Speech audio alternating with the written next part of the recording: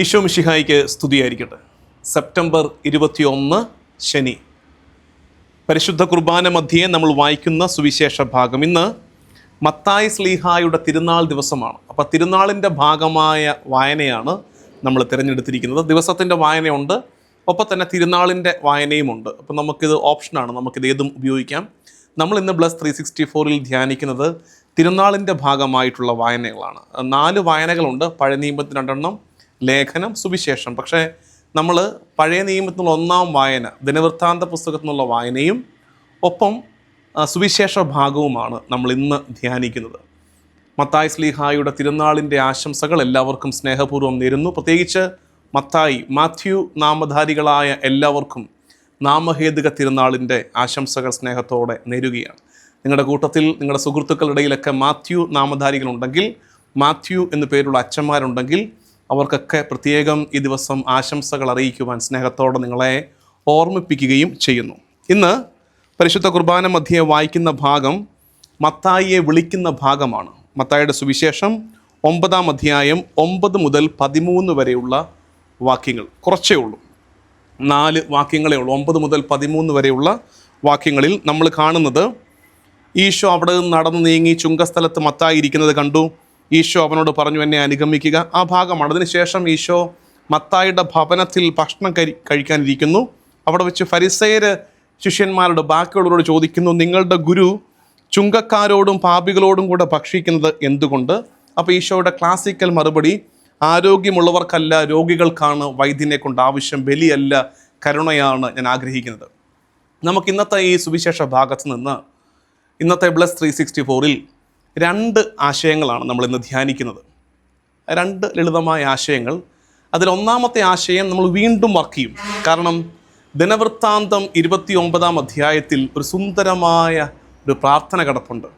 ഇന്നത്തെ വായന അതാണ്. അപ്പോൾ നമ്മൾ ഇന്ന് പറയാൻ പോകുന്ന 1-ാമത്തെ ആശയം നമ്മളത് പറഞ്ഞ്, 2-ാമത്തെ ആശയം പറഞ്ഞ് വീണ്ടും 1-ാമത്തിലേക്ക് വന്ന് ദിനവൃത്താന്ത പുസ്തകത്തിലേക്ക് പോകും. അതുകൊണ്ട് ശ്രദ്ധയോടെ ഇന്നത്തെ ഈ വിചിന്തനത്തിൽ പങ്കെടുക്കുവാൻ ഏവരെയും ഞാൻ ഓർമ്മിപ്പിക്കുകയാണ്. 1-ാമത്തെ ആശയം, ഈശോ ചുങ്കസ്ഥലത്ത് നിന്ന് ചുങ്കക്കാരനായ മത്തായിയെ വിളിക്കുകയാണ്. എന്താ ഈ ചുങ്കസ്ഥലം? ടാക്സ് കളക്ടറാണ് മാത്യു, ടാക്സ് കളക്ടറാണ്, ചുങ്കം പിരിക്കുന്ന ആളാണ്. എന്താ അതിൻ്റെ കോണ്ടെക്സ്റ്റ്? ടാക്സ് പിരിക്കുന്ന ആൾ. റോമൻ ഭരണത്തിൻ്റെ കീഴിലാണ് ഇവർ കിടക്കുന്നത്. യഹൂദർ റോമൻ ഭരണത്തിൻ്റെ കീഴിൽ കിടക്കുകയാണ്. അപ്പോൾ റോമ സാമ്രാജ്യത്തിന് വേണ്ടി, റോമൻ ഭരണാധികാരിക്ക് വേണ്ടി ഇവരുടെ ഇടയിൽ നിന്ന്, ഇവർ അവരുടെ കീഴിൽ കിടക്കുന്നത് കൊണ്ട് ഇവരുടെ ഇടയിൽ നിന്ന് ചുങ്കം പിരിക്കുന്ന ആളാണ് ഈ മത്തായി. അതാണ് അതിൻ്റെ സാമൂഹിക പശ്ചാത്തലമെന്ന് മനസ്സിലാക്കണം. അതായത് വെറുക്കപ്പെട്ടവനാണ്, ഇവരുടെ കൂടെയുള്ള ആളാണ്, യഹൂദനാണ്. പക്ഷെ എന്ത് ചെയ്യുന്നു? റോമാക്കാർക്ക് വേണ്ടി യഹൂദരുടെ ഇടയിൽ നിന്ന് ചുങ്കം പിരിക്കുന്നു. അപ്പോൾ അതുകൊണ്ടാണ് ഈ ചുങ്കക്കാരും പാപികളും എന്ന പ്രയോഗം തന്നെ വരുന്നത്. ചുങ്കക്കാർ ദേ വെർ ഹേറ്റഡ് പീപ്പിൾ, വെറുക്കപ്പെട്ട സമൂഹമാണ്. അപ്പോൾ ഈ മത്തായിയെ കർത്താവ് വിളിക്കുമ്പോൾ നമ്മളൊരു കോണ്ടെക്സ്റ്റ് മനസ്സിലാക്കണം. അതിൻ്റെ ഒരു തിയോളജിക്കൽ ഡയമെൻഷനുണ്ട്. എന്നറിയാമോ അത്? അതായത് റോമയാണ് ആ സമയത്തെ അധിപന്മാർ, റോമയുടെ കീഴിലാണ് ഇവർ കിടക്കുന്നത്. അപ്പോൾ റോമായ്ക്ക് വേണ്ടി ചുങ്കം പിരിക്കുന്നു. അങ്ങനെയാണെങ്കിൽ കർത്താവ് മത്തായിയെ വിളിക്കുമ്പോൾ എന്താ മത്തായിയോട് പറയാതെ പറയുന്നത്? പണ്ട് പത്രോസിനെ വിളിച്ചപ്പോൾ പറഞ്ഞില്ലേ, ഇനി മുതൽ നീ മനുഷ്യരെ പിടിക്കുന്നവനാകണം. എന്ന് വെച്ചാൽ മീൻ പിടിക്കുന്ന അവരുടെ തൊഴിലുമായിട്ട് ബന്ധപ്പെടുത്തി അവരെയും ചെയ്യാൻ ശുശ്രൂഷയെ ഓർമ്മിപ്പിക്കുകയാണ്. അതുപോലെ മത്തായിയോട് പറയാതെ പറഞ്ഞൊരു കാര്യമുണ്ട്. ഇത്രയും കാലം നീ ഈ ഭൂമിയിലെ ഭരണാധികാരിക്ക് വേണ്ടി ടാക്സ് കളക്ട് ചെയ്തില്ലേ? ഈ ഭൂമിയിലെ അന്നത്തെ ഭരണാധികാരി റോമിന് വേണ്ടി നീ നാണമില്ലാതെ മാനം പണയം വെച്ച് ശരിക്കും വെറുപ്പ് സമ്പാദിക്കുകയായിരുന്നു. ടാക്സ് കളക്ട് ചെയ്തില്ലേ? ഇനി മുതൽ എല്ലാറ്റിൻ്റെയും ഉടയവന് വേണ്ടി നീ ചുങ്കം പിരിക്കാൻ ഇറങ്ങുക. ഇനി മുതൽ എല്ലാറ്റിൻ്റെയും ഉടയവന് വേണ്ടി ചുങ്കം പിരിക്കാൻ വേണ്ടി വിളിക്കപ്പെട്ടവനാണ് മത്തായി. എല്ലാറ്റിൻ്റെയും ഉടയവൻ ആരാണ്? കർത്താവ് തമ്പുരാൻ. കർത്താവിന് വേണ്ടി ആത്മാക്കളെ നേടിയെടുക്കുവാൻ, കർത്താവിന് വേണ്ടി അവൻ്റെ സഭയെ പടുത്തുയർത്തുവാൻ, കർത്താവിന് വേണ്ടി സുവിശേഷം രചിക്കുവാൻ ഈശോ മത്തായിയെ വിളിച്ചു ചേർത്തതാണ്. ചുങ്കസ്ഥലത്ത് നിന്ന് അവനായിരിക്കുന്ന ഇടത്ത് ദൈവം ഇടപെടുന്ന അങ്ങനെയാണ്. എത്ര മോശം സാഹചര്യത്തിലാണ് നമ്മളെങ്കിലും, ഹൂ കെയേഴ്സ്? ചുറ്റുമുള്ള ലോകമായിരിക്കും നോക്കുന്നത്, ദൈവത്തിന് നോട്ടമില്ല. ദൈവം നോക്കുന്നതെന്നറിയാമോ? നിന്നിലൂടെ സാധ്യമാകുന്ന നന്മയെ കാണാൻ കണ്ണുള്ളവനാണ് നിൻ്റെ ദൈവം.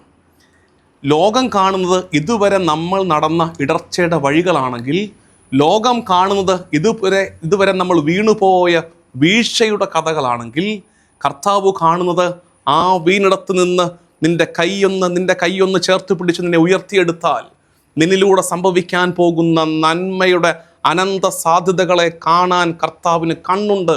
അതുകൊണ്ടാണ് ചുങ്കസ്ഥലത്ത് നിന്ന് മത്തായിയെ വിളിച്ചുയർത്തിയിട്ട് സുവിശേഷകനായി ഉയർത്തി, സ്ലീഹ ആയിട്ട് ഉയർത്തി, വലിയ സഭയോട്, യഹൂദ സഭയ്ക്ക് വേണ്ടി യഹൂദ മതത്തിൽ നിന്ന് ക്രിസ്തീയ മതത്തിലേക്ക് മാറിയവരെ ശക്തിപ്പെടുത്താൻ അവൻ്റെ തൂലികയിലൂടെ കർത്താവ് ഇടപെട്ടത്. മത്തായിയുടെ സുവിശേഷം യഹൂദ സഭയ്ക്ക് വേണ്ടി എഴുതപ്പെട്ട സുവിശേഷമാണ്. മനോഹരമായിട്ട് ഇൻ്റഗ്രൽ ഗോസ്പൽ എന്നാണ്, എല്ലാം കവർ ചെയ്തിട്ട് എഴുതിയ സുവിശേഷമാണ് മത്തായിയുടെ സുവിശേഷം. അതുകൊണ്ട് പ്രിയമുള്ളവരെ, നമുക്കുള്ള ധ്യാനം എന്താ? ഏതവസ്ഥയിലായിക്കോട്ടെ സാരമില്ലെന്ന്. ഇപ്പം ഏതവസ്ഥയിലായിക്കോട്ടെ സാരമില്ല, കർത്താവ് ഉയർത്താൻ തീരുമാനിച്ചാൽ ഉയരും. മത്തായി സ്ലീഹായുടെ പ്രത്യേക മാധ്യസ്ഥ്യം തേടി പ്രാർത്ഥിക്കുകയും ചെയ്യണം. രണ്ടാമതൊരു ആറ്റിറ്റ്യൂഡൽ ഇഷ്യൂ ആണ്. മനോഭാവത്തിൽ വരുന്ന ഒരു പിഴവാണ്. ശ്രദ്ധിച്ച് മനസ്സിലായില്ലെങ്കിൽ തെറ്റിപ്പോവും. എന്നറിയാമോ? ഈശോ ദൈവപുത്രൻ മത്തായിയുടെ വീട്ടിൽ ചെന്നു. അവൻ ചുങ്കക്കാരനാണ്. അവിടെ പാപികളെന്നൊക്കെ ആരാ തീരുമാനിക്കുന്നതെന്ന്, അതാണ് പ്രശ്നം. ചുങ്കക്കാരും പാപികളും ഒക്കെ അവിടെ കാണും. അപ്പോൾ ഫരിസയർ വന്നിട്ട് ചോദിക്കുകയാണ്, ചേട്ടാ ഇതെന്താ ഇവൻ ഈ കാണിക്കുന്നത്? ശിഷ്യന്മാരെ ചോദിക്കുകയാണ്, നിങ്ങളുടെ ഗുരു എന്താണ് പാപികളുടെയും ചുങ്കക്കാരുടെയും കൂടെ ഇരുന്ന് ഭക്ഷണം കഴിക്കുന്നത്? അപ്പം എന്താ സംഭവിക്കുന്നറിയാമോ? ആക്ച്വലി ദൈവത്തിൻ്റെ പ്രവർത്തനത്തിന് അതിരുകൾ നിശ്ചയിക്കുകയാണ് അവർ. ദൈവത്തിൻ്റെ പ്രവർത്തനത്തിന് അതിരുകൾ ചിലപ്പോൾ നമുക്കൊക്കെ പറ്റിപ്പോകുന്നേ. നമ്മളൊരല്പം കൂടുതൽ പ്രിവിലേജ്ഡ് ആണെന്ന് തോന്നി തുടങ്ങുമ്പോൾ ഫരിസേനിക് ആറ്റിറ്റ്യൂഡ് അതാണ്. നമ്മളല്പം കൂടുതൽ പ്രിവിലേജ്ഡ് പീപ്പിൾ ആണെന്ന് ഒരു പരിധിക്കപ്പുറത്ത് നമുക്ക് തോന്നിക്കഴിയുമ്പോൾ, അത് മറ്റുള്ളവരെ ഇകഴ്ത്താൻ നമ്മൾ ആയുധമാക്കി തുടങ്ങുമ്പോൾ നമ്മൾ ഓർക്കുക, നമ്മളിലും ഒരു ഫരിസേനിക് ആറ്റിറ്റ്യൂഡ് വളർന്നു വരികയാണ്. ഒരു ഫരിസേനിക് ആറ്റിറ്റ്യൂഡ്. ദൈവത്തിൻ്റെ പ്രവർത്തനങ്ങൾക്ക് അതിര് നിശ്ചയിക്കുന്നവരായി മാറരുത്. ദൈവത്തിൻ്റെ പ്രവർത്തനങ്ങൾക്ക് വിലക്കേർപ്പെടുത്തുന്നവരായിട്ട് മാറരുത്. ദൈവത്തിൻ്റെ പ്രവർത്തനങ്ങൾക്ക് അതിർവരമ്പുകളും വരകളും തീർക്കുന്നവരായി നമ്മൾ മാറിപ്പോകരുത്. ദൈവത്തിന് നമ്മുടെ ബുദ്ധിക്ക് അതീതമായ രീതിയിൽ, നമ്മുടെ ചിന്തകൾക്ക് അതീതമായി ഉള്ള രീതിയിൽ ദൈവത്തിനൊരു പദ്ധതിയുണ്ട്. ദൈവം അത് പ്രവർത്തിക്കുകയും നടപ്പിലാക്കുകയും ചെയ്യുമെന്ന് വിശ്വസിക്കുകയും തിരിച്ചറിയുകയും ചെയ്യണമെന്ന് ഓർമ്മിപ്പിക്കുന്നു. ഇനി ഈ രണ്ട് ആശയങ്ങളാണ് ഇന്നത്തെ ചിന്തയിൽ നമുക്ക് മനസ്സിലായത്, ഈ രണ്ട് കാര്യങ്ങൾ. ഇനി നമ്മൾ പോകുന്ന എങ്ങോട്ടാണ്? ഞാൻ നേരത്തെ പറഞ്ഞായിരുന്നു നിങ്ങളോട്, ദിനവൃത്താന്ത പുസ്തകത്തിലേക്ക് നമ്മളൊന്ന് പോകും. നിങ്ങൾ വായിക്കണേ. ഇന്നത്തെ ഹോംവർക്ക് അതാണ്. ദിനവൃത്താന്തം 1-ാം പുസ്തകം 29-ാം അധ്യായം 10 മുതൽ 19 വരെയുള്ള വാക്യങ്ങൾ. ദിനവൃത്താന്ത പുസ്തകം 29-ാം അധ്യായം 10 മുതൽ 19 വരെയുള്ള വാക്യങ്ങൾ. ബൈബിൾ എടുക്കണം. ഇത് കേൾക്കുന്ന നേരത്ത് ബൈബിള് വായിക്കാൻ പറ്റുന്ന സാഹചര്യം അല്ലെങ്കിൽ സാരമില്ല, ഇന്നത്തെ ഹോംവർക്കാണ്. ഫീഡ് മൈ ഷീപ്പ്, പ്രത്യേകിച്ച് ഫീഡ് മൈ ഷീപ്പിലെ ബ്ലസ് 364 എന്ന ഈ സെഗ്മെൻറ്റ് സ്ഥിരമായിട്ട് കൂടുന്നവർ, ഞാൻ അപ്ലോഡ് ചെയ്യുമ്പോഴൊക്കെ അത് കൂടുന്നവർക്കറിയാം, ഇടയ്ക്കിടയ്ക്ക് നമുക്കിങ്ങനെ ഹോംവർക്ക്സ് കിട്ടും. ഇന്നത്തെ ഹോംവർക്ക് സീരിയസ് ആണ്. എല്ലാവരും 2 ആവർത്തി ഈ ഭാഗം മനസ്സിരുത്തി പ്രാർത്ഥനയോടെ വായിക്കണം. ദിനവൃത്താന്തം 29-ാം അധ്യായം 10 മുതൽ 19 വരെയുള്ള വാക്യങ്ങൾ മനസ്സിരുത്തി 2 ആവർത്തി വായിക്കണം. ആ വായന തന്നെ നിങ്ങൾക്ക് നന്മകൾ കൊണ്ടുവരും. ഉറപ്പാണ്. നിങ്ങളിൽ ദൈവാനുഭവം നിറയ്ക്കും. എന്നിട്ട് നിങ്ങൾ കമൻറ്റ് ബോക്സിൽ വായിച്ചു, ഹോംവർക്ക് ഡൺ എന്ന് നമ്മൾ സാധാരണ ചെയ്യാറുള്ളത് പോലെ ചെയ്യണം. അത് മറ്റുള്ളവരെ ഇൻസ്പയർ ചെയ്യാനാണ്.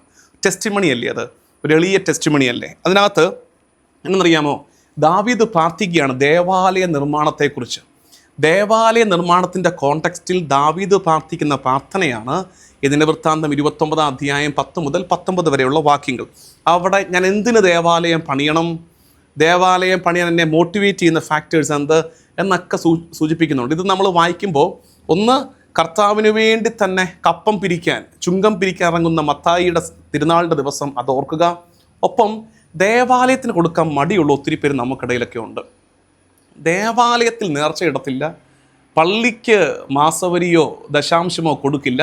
പക്ഷെ അവർ മോശം ആൾക്കാരല്ല, അവർ മറ്റ് നന്മകളൊക്കെ ചെയ്യുന്നുണ്ട്. ചിലർ അതുമില്ല, ചിലർ മറ്റ് നന്മകളൊക്കെ ചെയ്യുന്നുണ്ട്. പക്ഷെ പള്ളിക്ക് കൊടുക്കേണ്ട ആവശ്യമുണ്ടോ എന്ന് ചിന്തിക്കുന്നവരുണ്ട്. അതിൻ്റെ ഉത്തരമാണ് ഈ ഭാഗം മുഴുവൻ വായിക്കുക. എനിക്ക് മുഴുവൻ വായിച്ച് സമയം കളയണമെന്ന് വിചാരിച്ചിട്ടാണ്. നിങ്ങൾ വായിക്കണം. ഞാൻ 1-2 വാക്യങ്ങൾ പ്രത്യേകം സൂചിപ്പിക്കാം. 12-ാമത്തെ വാക്യം ഇങ്ങനെയാണ്: സമ്പത്തും ബഹുമാനവും അങ്ങാണ് നൽകുന്നത്, അങ്ങ് സമസ്തവും ഭരിക്കുന്നു, അധികാരവും ശക്തിയും അങ്ങേക്ക് അധീനമായിരിക്കുന്നു, എല്ലാവരെയും ശക്തരും ഉന്നതന്മാരുമാക്കുന്നത് അങ്ങാണ്. സമ്പത്തിൻ്റെ ഉറവിടം ദൈവമാണെന്ന് ഏറ്റുപറയുകയാണ് യഥാർത്ഥത്തിൽ ദേവാലയത്തിനു വേണ്ടി നമ്മൾ സമർപ്പണം നടത്തുമ്പോൾ. സമ്പത്തിൻ്റെ ഉടയവൻ ദൈവമാണ്. താഴേക്ക് വരുമ്പോൾ അത് കുറച്ചുകൂടെ മനസ്സിലാകും. 18-ാമത്തെ വാക്യം ഇങ്ങനെയാണ്: ഞങ്ങളുടെ ദൈവമായ കർത്താവേ, അവിടുത്തെ പരിശുദ്ധ നാമത്തിന് ആലയം പണിയാൻ ഞങ്ങൾ സമൃദ്ധമായി സംഭരിച്ചതെല്ലാം അവിടുത്തെ കരങ്ങളിൽ നിന്നാണ്. സകലവും അങ്ങയുടേതാണ്. അങ്ങയുടെ പരിശുദ്ധ ആലയം പണിയാൻ, ദാവീദിൻ്റെ കോണ്ടെക്സ്റ്റ് അതാണ്. ആലയം പണി നടക്കുകയാണ്. അങ്ങയുടെ പരിശുദ്ധ ആലയത്തിന് വേണ്ടി ഞങ്ങൾ സംഭരിച്ച ഈ സമൃദ്ധി ഉണ്ടല്ലോ, ഈ സമൃദ്ധി തന്നെ എവിടെ നിന്ന് വരുന്നു? അങ്ങിൽ നിന്ന് വരുന്നു. അതായത് അതിങ്ങനെ സർക്കുലറാണ്. കർത്താവ് തന്നത് നമ്മൾ കൂട്ടിയെടുത്ത് കർത്താവിൻ്റെ ആലയത്തിന് വേണ്ടി കൊടുക്കുന്നു. വീണ്ടും അത് കർത്താവ് നമുക്ക് തരുന്നു. അത് നമ്മൾ കർത്താവിൻ്റെ അതൊരു സർക്കുലർ മോഷൻ നടക്കുന്നുണ്ട്. ഇത് പറയുമ്പോൾ പള്ളി പിരിവ് പ്രോത്സാഹിപ്പിക്കുന്നോ, പള്ളിയിലെല്ലാം പിരിവ്, അതൊന്നുമല്ല വിഷയം. നമ്മുടെ ആറ്റിറ്റ്യൂഡാണ്. കർത്താവിന് വേണ്ടി, കർത്തൃ ശുശ്രൂഷയ്ക്ക് വേണ്ടി, ദേവാലയത്തിന് വേണ്ടി കൊടുക്കാനുള്ളൊരു മനസ്സ് അത് ദൈവത്തിൻ്റെ ആഗ്രഹത്തിലുണ്ട്, ദൈവത്തിൻ്റെ പദ്ധതിയിലുണ്ട്, ദൈവവചനത്തിലുണ്ട്. ഒടുക്കം 19-ാമത്തെ വാക്യം അത് നമ്മളുമൊക്കെ പ്രാർത്ഥിക്കുന്ന നല്ലതാണ്. ദാവീദ് മകന് വേണ്ടി പ്രാർത്ഥിക്കുകയാണ്.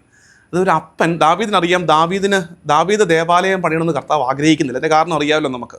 ദാവീദ് ദേവാലയം പണിയെന്ന് കർത്താവ് ആഗ്രഹിക്കുന്നില്ല. അപ്പോൾ ദാവീദ് എന്താ ചെയ്യുന്നത്? ദാവീദ് എന്ന അപ്പനെ മനസ്സിലാക്കണേ.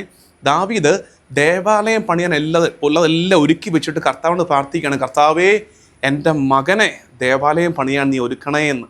എൻ്റെ മകനെ ദേവാലയം പണിയാൻ ഒരുക്കണേ എന്ന്. നമ്മളുമൊക്കെ മക്കളിലേക്ക് കൈമാറി കൊടുക്കേണ്ടതാണ്. കർത്താവേ, നീ നൽകിയ സമ്പത്തൊക്കെ ഉണ്ട്, എൻ്റെ മകനിലൂടെ ഇനിയും നന്മകൾ തുടരട്ടെ. എൻ്റെ മകനിലൂടെ ദൈവാരാധന, ദൈവമഹത്വം തുടരട്ടെ. 19-ാമത്തെ വാക്യം മക്കളെ ഓർത്തൊക്കെ മാതാപിതാക്കൾ പ്രാർത്ഥിക്കുന്ന നല്ലതാണ്. ഇങ്ങനെയാണത്: എൻ്റെ മകൻ സോളമന് അവിടുത്തെ കൽപ്പനകളും നിയമങ്ങളും ചട്ടങ്ങളും പൂർണ്ണ ഹൃദയത്തോടെ പാലിക്കാനും അവിടുത്തെ ആലയം ഹൈഫൻ, അതായത് ബ്രാക്കറ്റാണ്, അവിടുത്തെ ആലയം എന്ന് പറഞ്ഞിട്ട് ബ്രാക്കറ്റ് ഇട്ടിരിക്കുകയാണ്, ഞാൻ അതിന് സജ്ജീകരണങ്ങൾ ചെയ്തിട്ടുണ്ട്. എന്നിട്ട് ബ്രാക്കറ്റ് ക്ലോസ്, നിർമ്മിക്കാനും കൃപ നൽകണേ. കർത്താവെ, സോളമന് ആലയം നിർമ്മിക്കാൻ നീ കൃപ നൽകണേ. ബ്രാക്കറ്റിൽ അതിന് വേണ്ട ഒരുക്കങ്ങളൊക്കെ ഞാൻ ചെയ്തിട്ടുണ്ട്, ദേവാലയം നിർമ്മിക്കാൻ കൃപ തരണം. എന്നിട്ടോ അതിൻ്റെ കൂടെ പ്രാർത്ഥിക്കുന്നത്, കർത്താവിൻ്റെ കൽപ്പനകളും നിയമങ്ങളും ചട്ടങ്ങളും പാലിക്കാൻ അവന് കൃപ കൊടുക്കണേ. മക്കൾക്കു വേണ്ടി ഈ വചനം പറഞ്ഞ് നമുക്കിന്ന് പ്രാർത്ഥിക്കുകയും ചെയ്യാം. പ്രിയമുള്ളവരെ, നമ്മൾ ചിന്തിച്ചത് എന്തായിരുന്നു? ഒന്ന്, ചുങ്കം പിരിക്കുന്ന മത്തായിയെ ദൈവത്തിന് വേണ്ടി ചുങ്കം പിരിക്കാൻ എല്ലാറ്റിൻ്റെയും ഉടയവൻ അവൻ തിരഞ്ഞെടുത്തു. 2, ദൈവത്തിൻ്റെ പ്രവർത്തനങ്ങൾക്ക് അതിരുകൾ നിശ്ചയിക്കരുത്. പിന്നെ നമ്മൾ ദിനവൃത്താന്തം 1-ാം പുസ്തകം 29-ാം അധ്യായം 10 മുതൽ 19 വരെയുള്ള വാക്യങ്ങളിലേക്ക് വന്നു. ശ്രദ്ധയോടെ വായിക്കുക. ദേവാലയത്തെക്കുറിച്ച് ഒരു ചിന്തയുണ്ടാവുക. നമുക്ക് പ്രാർത്ഥിക്കാം. കർത്താവും ദൈവമായ ഈശോ മിശിഹായേ, എല്ലാം നീ നൽകിയതാണെന്നുള്ള തിരിച്ചറിവിൽ ഞങ്ങളുടെ സമ്പത്തിൻ്റെ സമൃദ്ധിയുടെ പങ്ക് നിൻ്റെ ആലയത്തിനും ശുശ്രൂഷകൾക്കുമായി കൊടുക്കാനുള്ള മനസ്സ് ഞങ്ങളിൽ നീ സമ്മാനിക്കണമേ. നമ്മുടെ കർത്താവ് ഈശോ മിശിഹായുടെ കൃപയും പിതാവായ ദൈവത്തിൻ്റെ സ്നേഹവും പരിശുദ്ധാത്മാവിൻ്റെ സഹവാസവും എന്നും എല്ലാ കാലവും കൂടെ ഉണ്ടായിരിക്കട്ടെ, ഇപ്പോഴും എപ്പോഴും എന്നേക്കും. ആമേൻ.